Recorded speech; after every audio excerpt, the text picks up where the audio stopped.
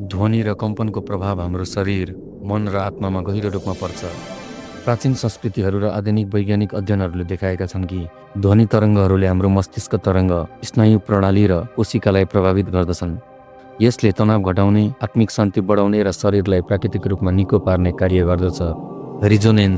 रिजोनेन्स भन्नाले कुनै वस्तु वा जीवित प्राणीले विशेष कम्पन ग्रहण गर्दा हुने ऊर्जा आदान प्रदानलाई जनाउँछ। प्रत्येक वस्तुको आफ्नै प्राकृतिक कम्पन हुन्छ र जब कुनै बाह्य ध्वनि वा कम्पनले यसको कम्पनसँग मेल खान्छ, त्यसले वस्तु वा शरीरलाई प्रभाव पार्छ। जस्तै सङ्गीत सुन्दा भावनात्मक परिवर्तन हुनु, सङ्गीतको कारणले गिलास फुट्नु। ध्वनिको असर हाम्रो शरीरका विभिन्न अङ्गहरूको आफ्नै कम्पन हुन्छ। जब कुनै अङ्गमा असन्तुलन हुन्छ, सही कम्पन प्रदान गरेर त्यसलाई पुनः सन्तुलित गर्न सकिन्छ। चक्र सन्तुलन विभिन्न ध्वनि तरङ्गहरूले शरीरका चक्रहरूलाई सक्रिय पार्न सक्छन्।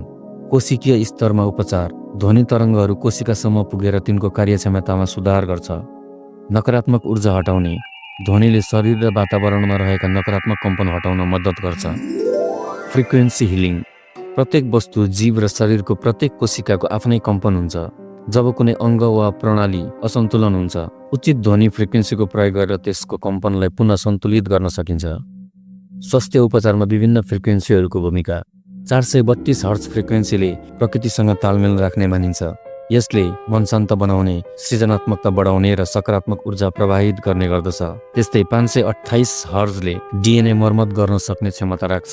यसले आत्मिक जागरण, प्रेमको ऊर्जा बढाउने र मानसिक सन्तुलन सुधार गर्ने मानिन्छ। त्यस्तै 639 हर्ट्जको ध्वनिले पारिवारिक सम्बन्ध, प्रेम र आत्मीयताको लागि काम गर्छ। यसले मनोवैज्ञानिक रूपमा सकारात्मक सोच बढाउँछ। 741 हर्ट्जको ध्वनिले विषहरण यानि कि शरीरको विषाक्त पदार्थ हटाउने कार्य गर्दछ। यसले नकारात्मक ऊर्जा हटाउने र सकारात्मक ऊर्जा प्रदान गर्ने गर्दछ।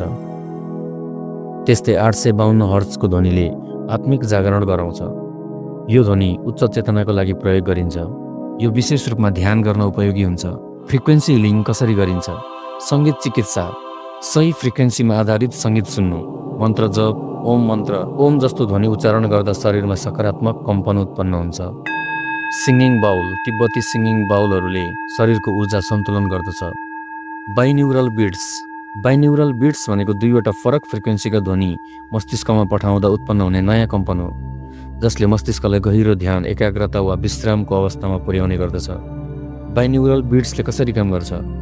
यदि तपाईँको एक कानमा 300 हर्ट्ज र अर्को कानमा 310 हर्ट्जको ध्वनि पठाइयो भने मस्तिष्कले 10 हर्ट्जको नयाँ तरङ्ग उत्पन्न गर्दछ। यो नयाँ तरङ्गले मस्तिष्कको गतिविधिलाई परिवर्तन गर्न मद्दत गर्छ। मस्तिष्क तरङ्ग र तिनको भूमिका डेल्टा तरङ्ग 0.5 देखि 4 हर्ट्जसम्मको यो गहिरो निन्द्रा र निको हुने प्रक्रियाको लागि उपयुक्त हुन्छ। यसले इम्युन सिस्टम सुधार गर्छ। थीटा तरङ्ग 4 देखि 8 हर्ट्जको यो ध्यान, गहिरो रिल्याक्सेसन र सृजनात्मक सोचको लागि उपयोगी हुन्छ। यसले अवचेतन मनको शक्ति सक्रिय गर्छ। अल्फा तरङ्ग 8 देखि 14 हर्ट्जसम्मको यसले हल्का ध्यान, मानसिक स्पष्टता र आरामदायी अवस्थाका लागि महत्त्वपूर्ण हुन्छ। यसले मानसिक तनाव घटाउँछ। बीटा तरङ्ग 14 देखि 30 हर्ट्जसम्मको यो जागरुकता, सक्रिय र उच्च फोकसको लागि उपयोगी हुने गर्छ। यसले समस्याको समाधान गर्ने क्षमता बढाउँछ। गामा तरङ्ग 30 हर्ट्जभन्दा माथिको ध्वनि यो उच्च स्तरको अनुभूति, ज्ञान वृद्धि र आध्यात्मिक चेतनाका लागि उपयोगी हुन्छ। यसले बुद्धि र मेमोरी सुधार गर्छ। बाइन्युरल बिट्सका फाइदाहरू तनाव, चिन्ता र डिप्रेसन कम गर्छ, ध्यानलाई प्रभावकारी बनाउँछ, निन्द्रा सुधार गर्छ, मस्तिष्कको उत्पादकता बढाउँछ।